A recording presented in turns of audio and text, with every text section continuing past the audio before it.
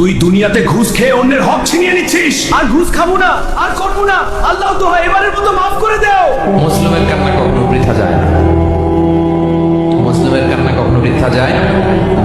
জীবনের কোনো না কোনো সময়ে এর প্রায়শ্চিত্ত আপনাকে করতে হবে। হ্যালো পাটোয়ারি সাহেব, আমাদের জমিগুলো একটু ভাগ করে দিতে হবে, আর আমার দিকে একটু খেয়াল রাখবেন, তাহলেই আপনার পকেট গরম থাকবে। আরে কি যে কম মিয়া, খালি শরম দাও। আচ্ছা আসতেছি, যাই। আজকে ভালো একটা দান মারতে পারবো। আজকে সকাল সকাল এত সুন্দর একটা দান, বাহ! কার মুখ দেখে উঠলাম রে। ওরে বাবা, সাপ আসলো কোথা থেকে? আরে শোনো না, গাড়িতে একটি কালো সাপ আমার সিটে বসে আছে আর আমার দিকে তাকিয়ে আছে। কি বলো সত্যি? হয়তোবা কোথা থেকে আসছে, ভয় পেও না। কারোর প্রতি জুলুম, কারোর প্রতি অবিচার, কাউকে ঠেকিয়ে ঠকিয়ে এই মানুষের প্রতি জুলুম অবিচার, এটার শাস্তি আল্লাহ তাআলা দুনিয়াতে দেন। পৃথিবীর ইতিহাসে এমন একজন জালেম দেখাতে পারবেন না যে জালেম জুলুম করেছে আর তার প্রায়শ্চিত্ত তাকে দুনিয়াতে পেতে হয়নি। এই আজকে আবার 4-5টা সাপ, তাও আমার সিটে বসে আছে আর আমার দিকে তাকিয়ে আছে। আমি বুঝলাম না সাপগুলো আসে কোথা থেকে। সেটাই তো। আচ্ছা, এটা তোমার কোনো পাপের ফল না তো আবার? এসব কি হচ্ছে আমার সাথে?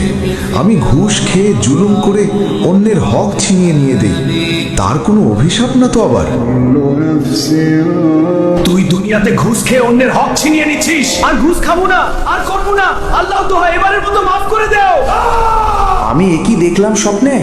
আল্লাহ, তুমি আমাকে মাফ করো। আরে, তুমি খুব টেনশনে আছো, তাই আজে বাজে স্বপ্ন দেখছো। কাল সকালে আবার গাড়ির দরজা খুলে দেখো তো, এটা কি সত্যি তোমার কোনো পাপের ফল, নাকি আমরা ভুল দেখছি? আজকেই দেখবো আমি, এতদিন কি ভুল দেখলাম নাকি সত্যি। হাই আল্লাহ, আজকে দেখি অনেক সাপ। এসব কি হচ্ছে আমার সাথে? আচ্ছা, কালকেই ইমাম সাহেবের কাছে যেতে হবে, সব খুলে বলতে হবে। তুই যে জুলুম করছস, হক ছিনিয়ে নিচ্ছস, ঘুষ খেয়ে অবিচার করছস, তার ফল তোকে পেতেই হবে। এটা কি স্বপ্ন দেখলাম নাকি সত্যি সত্যি?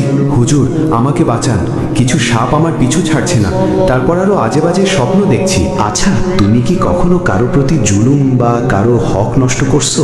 হুজুর, আমি বুঝিনি, না বুঝে ঘুষ খাইতাম, জুলুম করতাম। এখন কি করব? এখন তুমি তাদের কাছে গিয়ে মাফ চাও যাদের উপর জুলুম করছো। ওরা মাফ না করলে আল্লাহ করবে না। রাজু, তুমি আমাকে মাফ করে দাও, আমি তোমার সাথে জুলুম